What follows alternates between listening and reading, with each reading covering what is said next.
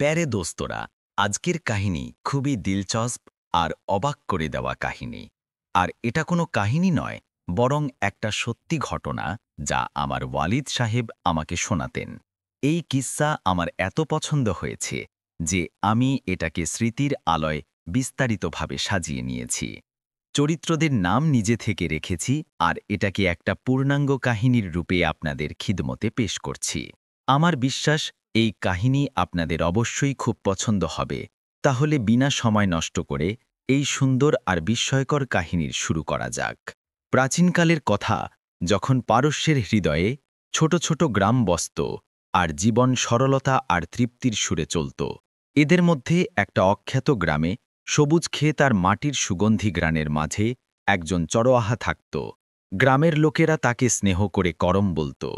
করমের আসল নাম ছিল করিম, কিন্তু সে তার সরলতা আর ভালো আচরণের কারণে সবার কাছে করম নামে পরিচিত ছিল। তার দুনিয়া খুব ছোট ছিল, কিন্তু ভালোবাসা আর শান্তিতে ভরা ছিল।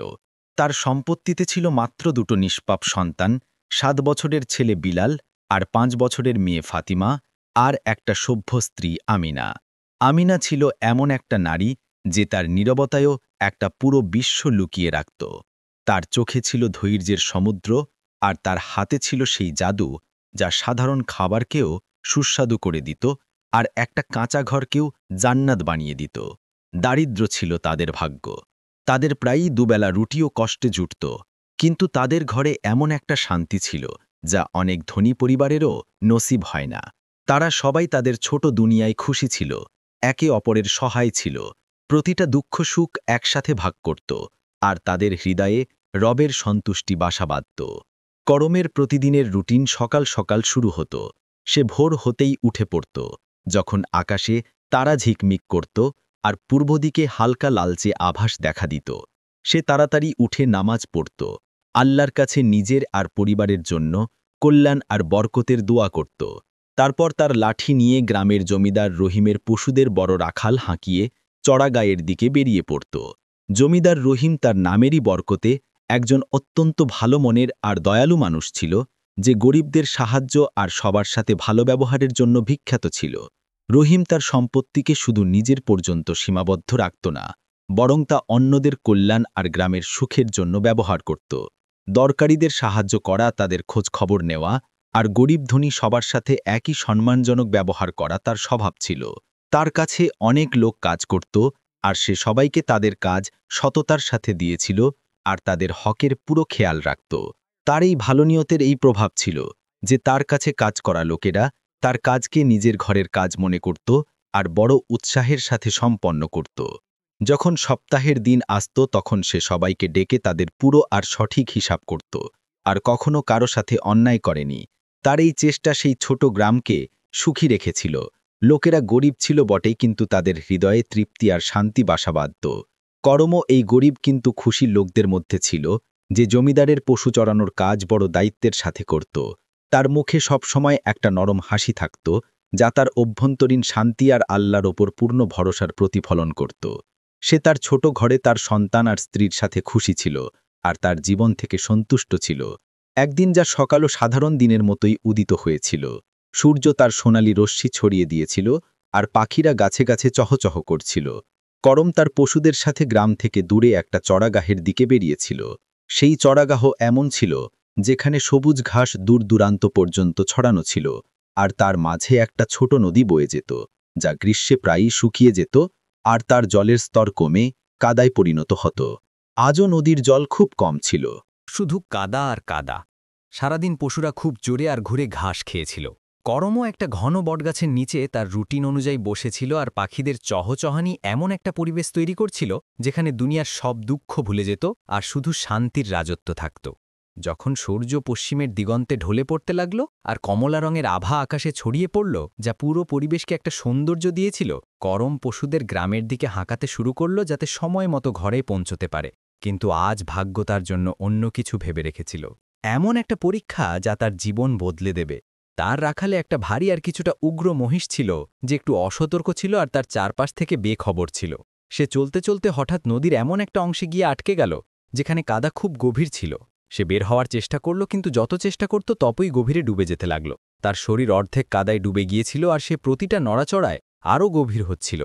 এক মুহূর্তের জন্য করম ভেবেছিল যে এটা সাধারণ ব্যাপার, মহিষ নিজেই বেরিয়ে আসবে। কিন্তু যখন মহিষ জোর লাগালো আর আরও গভীরে ডুবে গেল, তখন করমের হৃদয়ের ধুকফুক বেড়ে গেল। মহিষ তার সব শক্তি লাগিয়ে দিল, শরীরকে বল দিল, পা নাড়ালো, কিন্তু সে কাদার গ্রাস থেকে মুক্ত হতে পারল না। তার চোখে অসহায়ত্ব আর ক্লান্তি দেখা দিতে লাগল, তার শ্বাসকষ্টে পড়তে লাগল। সে শেষে ক্লান্ত হয়ে চুপ করে গেল আর কাদায় অর্ধেক শুয়ে পড়ে রইল। তার পুরো শরীর কাদায় লেপ্টে গিয়েছিল আর সে খুব দুর্বল হয়ে পড়েছিল। করম যখন এই দৃশ্য দেখল, তখন তার কপালে ঘামের ফোঁটা দেখা দিল আর তার পায়ের নিচ থেকে মাটি সরে গেল। সে তৎক্ষণাৎ দৌড়ে মহিষের রশ্মি ধরল আর তাকে টানতে লাগল। সে পুরো শক্তি দিয়ে টানতে থাকল। তার শ্বাস ফুলতে লাগল, তার বাহুতে ব্যথা উঠতে লাগল, কিন্তু মহিষ একটুও নড়ল না। কাদার গ্রাস এত মজবুত ছিল যে মহিষের ভারী ওজন তাকে আরও গভীরে নিয়ে যাচ্ছিল। করম একা তাকে বের করার প্রতিটা সম্ভব চেষ্টা করল, এমনকি তার হাতে আঘাত লাগল আর তার শরীরে ব্যথা উঠল, কিন্তু সাফল্য পেল না। সময় দ্রুত পার হয়ে যাচ্ছিল আর সন্ধ্যার অন্ধকার ছড়িয়ে পড়ছিল। জঙ্গল থেকে আসা গর্জনের শব্দ পরিবেশকে আরও ভয়ঙ্কর করে তুলছিল। তাকে বোঝা গেল যে এখন একা এই মহিষকে বের করা অসম্ভব। সে ভাবল যে এখন রাত হতে চলেছে আর বন্যপ্রাণীদের বিপদ বাড়বে, বিশেষ করে সিংহ আর নেকড়ে এই এলাকায় প্রায়ই দেখা যেত। সে বাকি পশুদের জড়ো করল আর মহিষকে কাদায় অসহায় ছেড়ে গ্রামের দিকে রওনা দিল। তার হৃদয়ে একটা ভার ছিল। সে তার মহিষকে এই অবস্থায় ছেড়ে যেতে চায়নি, কিন্তু কোনো উপায়ও ছিল না। তার হৃদয়ে অবিরাম এই চিন্তা আসছিল যে মহিষের কি হবে।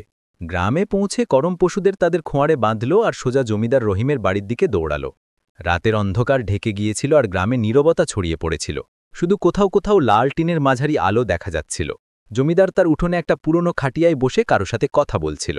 করমের উদ্বেগ তার মুখ থেকে ঝরছিল। জমিদার তাকে দেখতেই বুঝে নিল যে কোনো গুরুত্বপূর্ণ কথা আছে।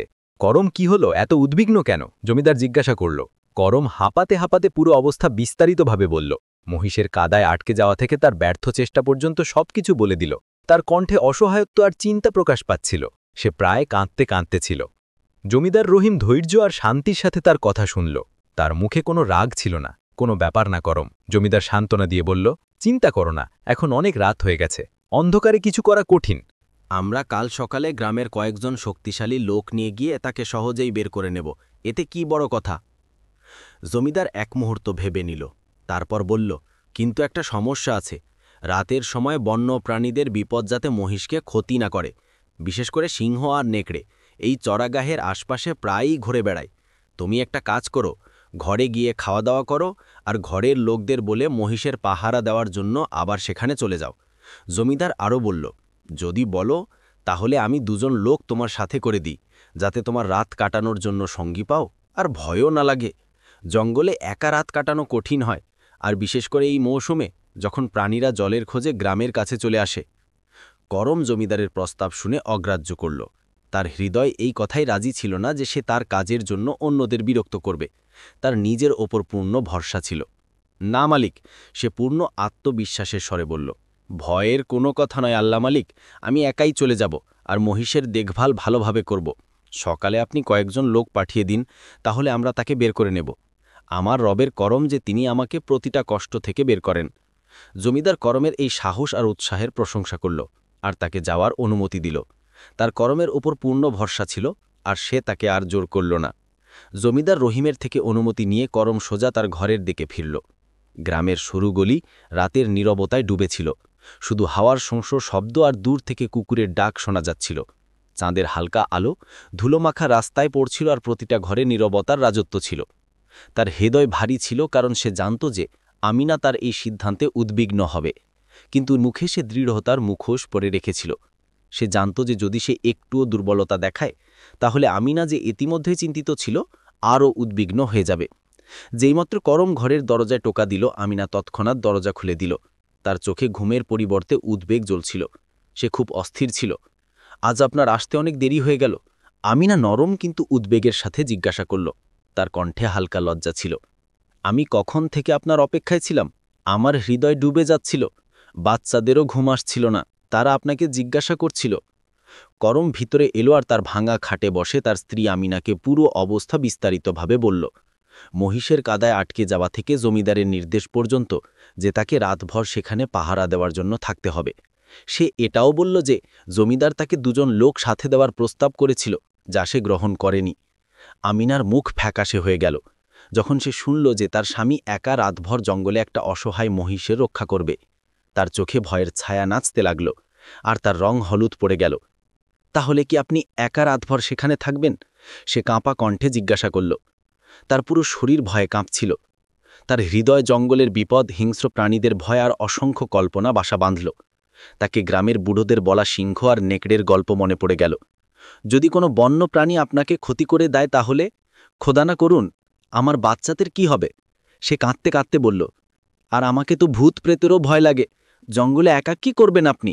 সে প্রায় গড়গড় করে বলল, না, আপনি সেখানে একা যাবেন না। জমিদার সাহেবকে বলে অন্য কাউকে পাঠিয়ে দিন, বা নিজের সাথে আরও 1-2 জন লোক নিয়ে যান। আমার তো খুব ভয় লাগছে। খোদা না করুন কিছু হয়ে গেলে। আমিনার মুখে ভয়ের ছায়া স্পষ্ট ছিল, তার চোখ থেকে অশ্রু ঝরছিল। করমজাকে গ্রামের লোকেরা তার সাহস আর দৃঢ়তার কারণে জানত। তার স্ত্রীর উদ্বেগ দেখে হাসল।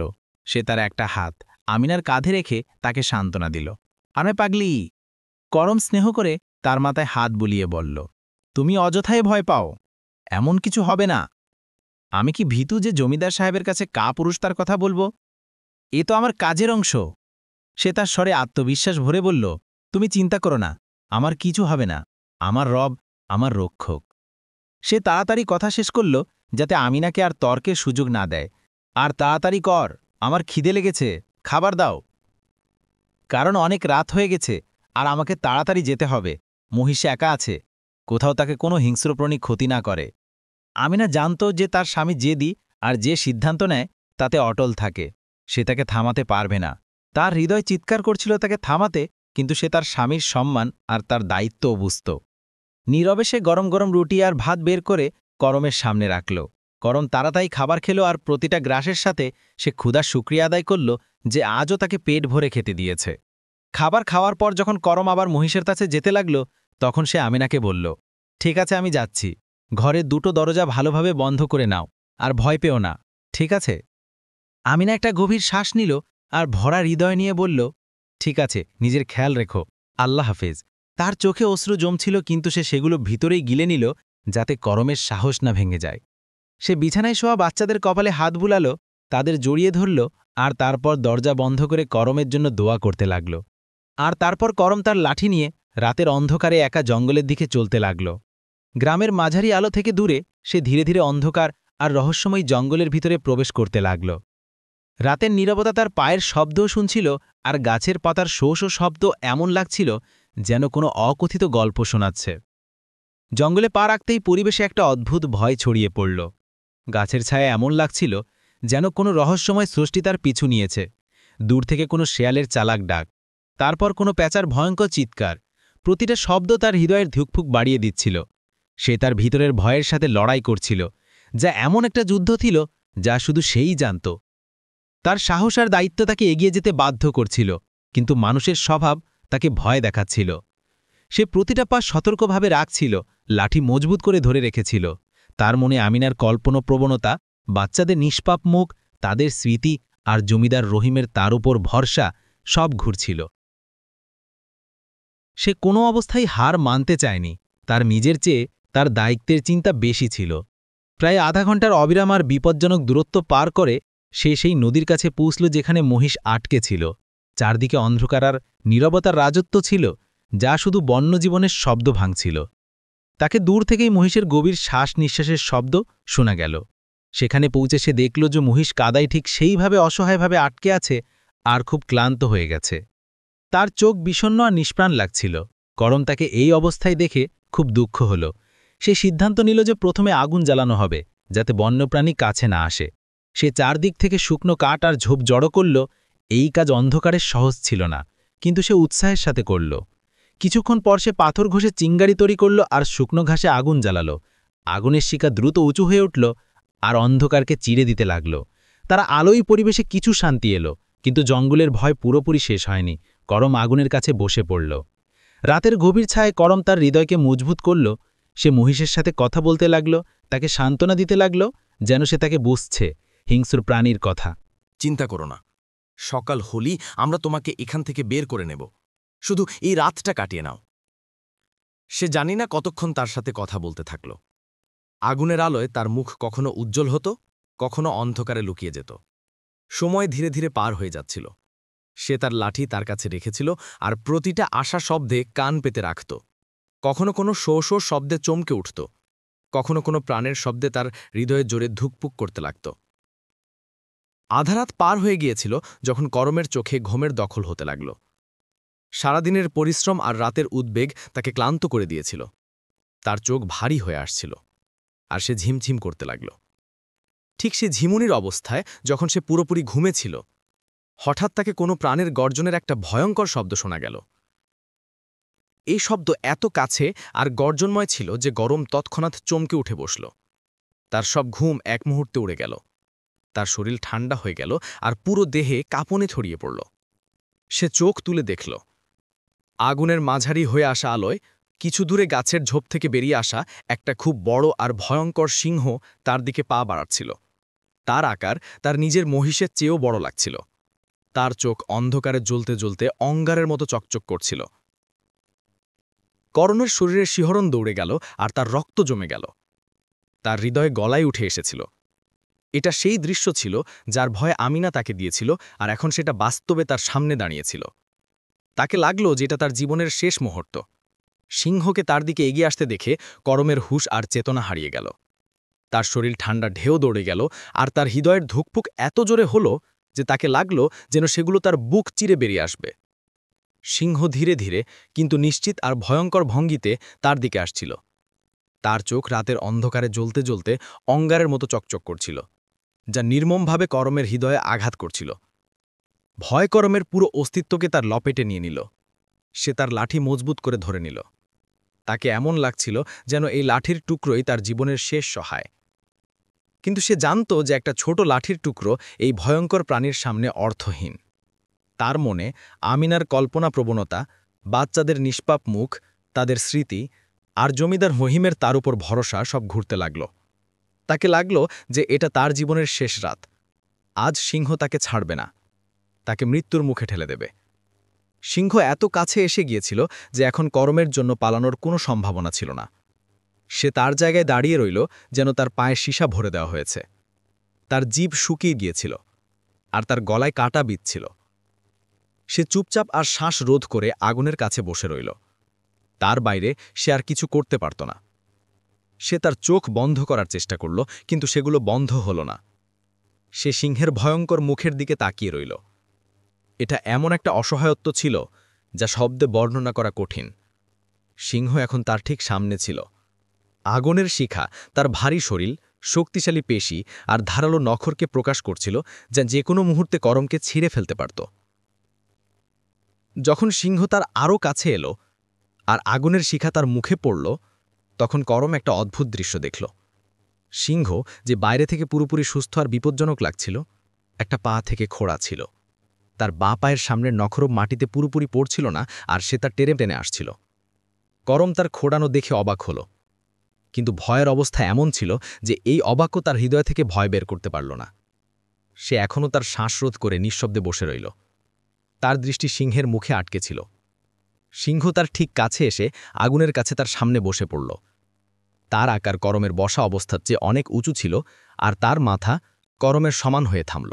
এক মুহূর্তের জন্য করমের শ্বাস থেমে গেল। তাকে লাগলো যে এখন সিংহ তার ওপর আক্রমণ করবে। সে নিজেকে মৃত্যুর জন্য প্রস্তুত করে নিয়েছিল, কিন্তু সিংহ তা করল না। সে একটা হালকা ঘর শব্দ করল, যা কোনো গর্জনের মতো ভয়ঙ্কর ছিল না, বরং তাতে কিছু অস্থিরতা, কষ্ট আর একটা অদ্ভুত অনুরোধের মিশ্রণ ছিল। তারপর সিংহ সে আহত পা, যা থেকে সে খোঁড়াচ্ছিল, করমের দিকে প্রসারিত করল। তার চোখে একটা তীব্র ব্যথা স্পষ্ট ঝলক ছিল, যেন সে করমকে বলছে, দেখো আমি কষ্টে আছি। এই অপ্রত্যাশিত নড়াচড়া করমকে বিস্মিত করে দিল। সিংহের এই নড়াচড়া, তার চোখে অদ্ভুত অনুরোধ আর তার ঘরে লুকানো কষ্ট, এসব করমকে একটা অদ্ভুত বার্তা দিচ্ছিল। সে সিংহের চোখে গভীরভাবে তাকালো। তখন তাকে অনুভব হলো যে এই সিংহ আক্রমণকারী নয়, বরং সাহায্য প্রার্থী। করমকে তৎক্ষণাৎ বোঝা গেল যে তার পা আহত আর সে মুখে সাহায্য চাইছে। এটা একটা অসাধারণ মুহূর্ত ছিল, যেখানে একটা শিকারী শিকারের সামনে তার অসহায়তা প্রকাশ করছিল, আর একজন মানুষ যে সিংহের দয়া আর করুণার উপর ছিল, তাকে অনুভব হচ্ছিল যে প্রকৃতি তাকে কোনো পরীক্ষায় ফেলছে। করমকে ভয় তো অনেক লাগছিল, আর ভয় কেন লাগবে না? তার সামনে একটা সিংহ ছিল, একটা এমন হিংস্র যার স্বভাবে রক্ত পিপাসু। মৃত্যু ঠিক কাছে দেখা যাচ্ছিল। তার পাঁজর দ্রুত উপর নিচ করছিল আর তার পুরো শরীরে ঠান্ডার অনুভূতি ছিল। তার পুরো অস্তিত্ব কাঁপছিল। যাই হোক, করম তার সব সাহস জড়ো করল।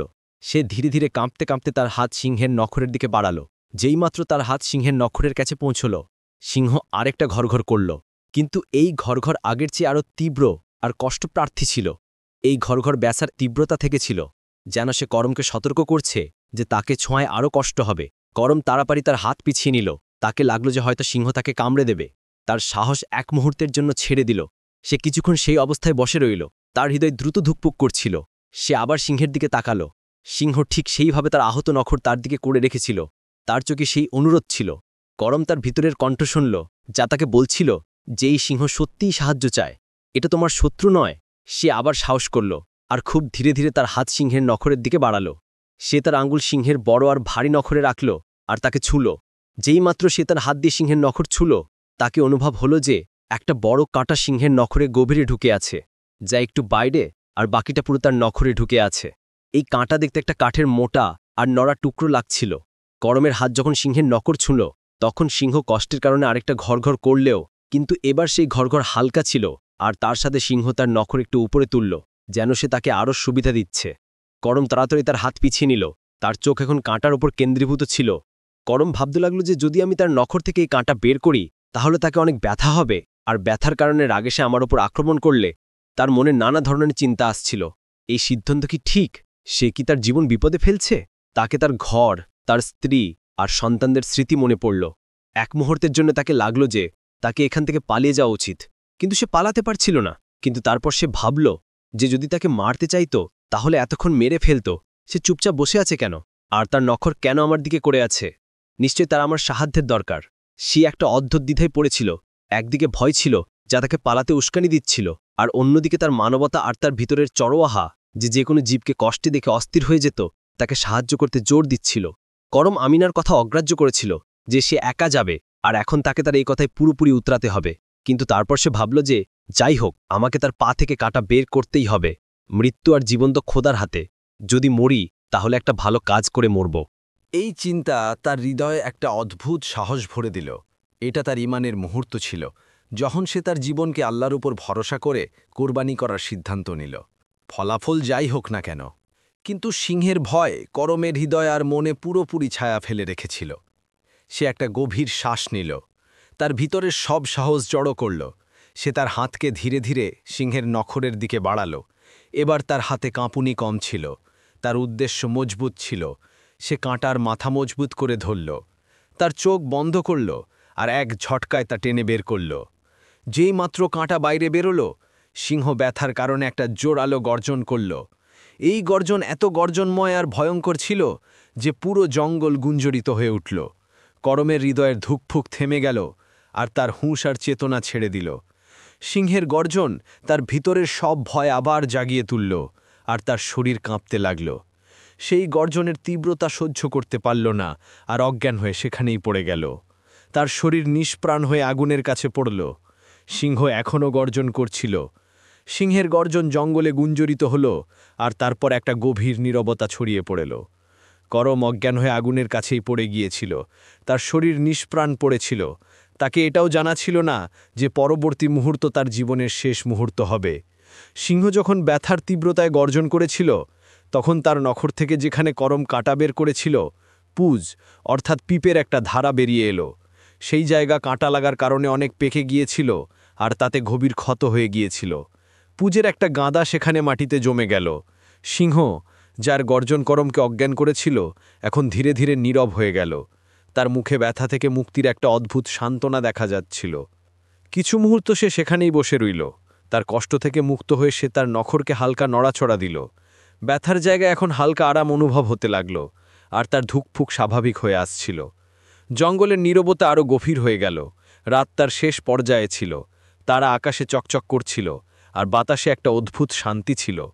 সিংহকে ব্যথা থেকে মুক্তি মিললে সে তার দৃষ্টি কাদায় আটকে থাকা মহিষের দিকে ফেরাল। মহিষ এখনও সেই জায়গায় শুয়েছিল, ক্লান্ত আর অসহায়। সিংহ তার জায়গা থেকে উঠল। তার আহত নখর এখন আর কষ্ট দিচ্ছিল না। সে একটা গভীর শ্বাস নিল আর একটা লাফ দিল। তার এই লাফ এত শক্তিশালী ছিল যে করম যদি চেতনায় থাকত, তাহলে অবাক হয়ে যেত। এক ঝটকায় সে তার শক্তিশালী নখর দিয়ে মহিষকে মজবুত করে ধরল। মহিষ যে এতক্ষণ নিষ্প্রাণ নড়াচড়া করছিল সিংহের এই আকস্মিক নড়াচড়ায় চমকে উঠল আর ভয়ে তার চোখ ফেটে গেল। সিংহ তার পুরো শক্তি লাগালো আর এক আঘাতে মহিষকে কাঁদা থেকে বাইরে বের করে নদীর তীরে দাঁড় করিয়ে দিল। সিংহ মহিষকে তীরে ঠেলে দিল আর সে জোরে তার শরীর ঝাঁকালো। তার শরীরে যে কাঁদা লেগেছিল সেই ঝাঁকানির কারণে তীরে ছড়িয়ে পড়ল। মহিষ ভয়ার্ত ছিল, কিন্তু তার শরীরে কোনো ক্ষত হয়নি। সে তীরে দাঁড়িয়ে হাঁপাচ্ছিল, তার চোখে এখনও বিস্ময় আর ভয় ছিল। সিংহ মহিষকে তীরে এনে দাঁড় করালো আর তারপর করমের দিকে তাকালো যে অজ্ঞান পড়েছিল। সিংহ এক মুহূর্তের জন্য করমের কাছে এসে তাকে শুগল, যেন সে তার অবস্থা পরীক্ষা করছে। তাকে নিশ্চিত হয়ে গেল যে করম নিরাপদ। তারপর সে ধীরে ধীরে তার খোঁড়া পায়ে একটা দিকে চলতে লাগল আর জঙ্গলের গভীরে অদৃশ্য হয়ে গেল। সে করমকে কোনো ক্ষতি করল না, তার প্রতিশোধ পূর্ণ হয়ে গিয়েছিল। সে একটা মহান নীতিবান বন্যপ্রাণী প্রমাণিত হল, যে তার স্বভাবের বিপরীতে একজন মানুষের উপকারের প্রতিদান দিল। এখন পর্যন্ত রাত অনেক পার হয়ে গিয়েছিল। মহিষ তীরে দাঁড়িয়েছিল আর করম অজ্ঞান পড়েছিল। জঙ্গলে নীরবতার রাজত্ব ছিল, যা শুধু পাখিদের সকালের চহচাহানি ভাঙছিল। ধীরে ধীরে আকাশে সকালের প্রথম রশ্মি ফুটতে লাগল। দিগন্তে হালকা গোলাপি আর কমলা রং ছড়িয়ে পড়তে লাগল। অন্ধকার সরে যাচ্ছিল আর দিনের আলো চারদিকে ছড়িয়ে পড়তে লাগল। পরিবেশে একটা নতুন সতেজতার অনুভূতি ছিল। যখন সূর্যের সোনালি রশ্মি সোজা করমের মুখে পড়ল, তখন তাকে ধীরে ধীরে চেতনা আসতে লাগল।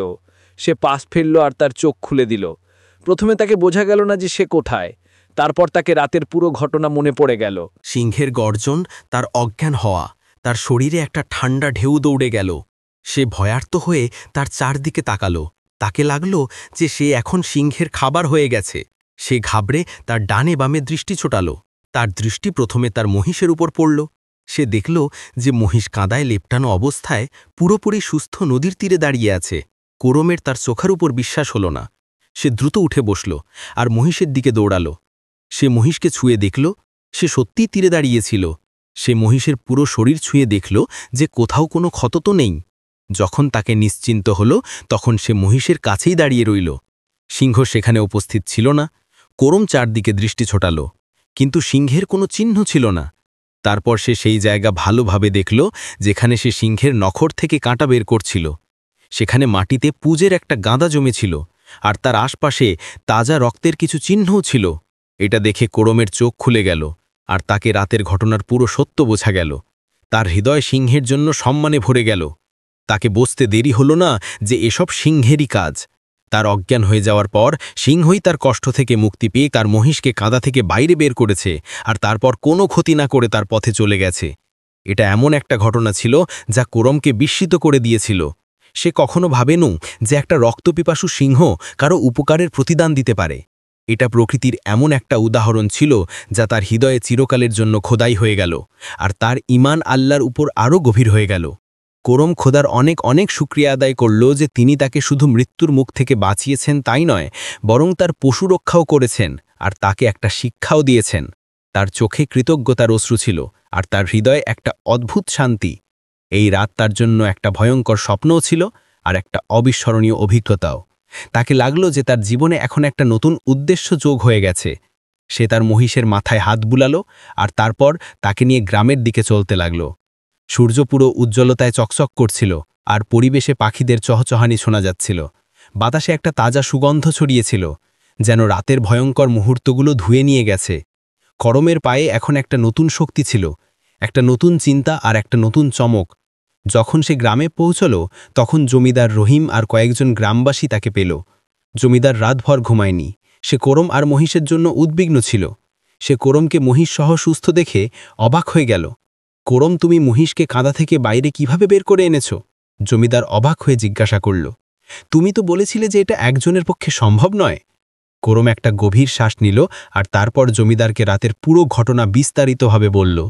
সে সিংহের আকস্মিক আশা থেকে তার আহত নখর, তার সাহস করে কাঁটা বের করা, সিংহের গর্জন, তার অজ্ঞান হওয়া আর তারপর সকালে যখন চেতনা ফিরল তখন মহিষকে তীরে পাওয়া পর্যন্ত পুরো গল্প বলল।